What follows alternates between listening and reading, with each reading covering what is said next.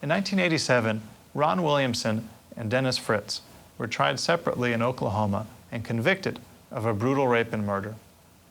Questionable forensic evidence tied them to the scene of the crime.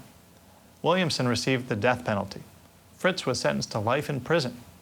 Fritz and Williamson were innocent, and they were exonerated by DNA evidence.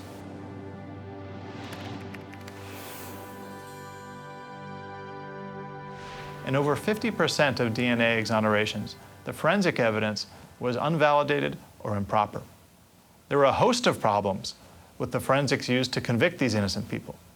Analysts testifying as experts at criminal trials made invalid claims, false claims, unsupported by science. They made serious errors because they used unreliable methods which were either error-prone or lacked repeatability.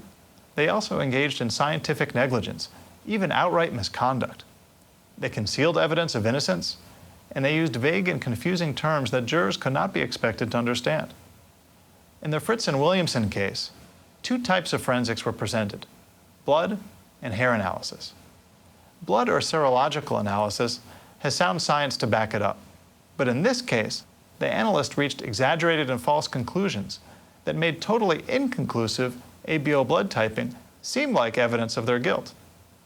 In contrast, microscopic hair comparison is not based on sound science.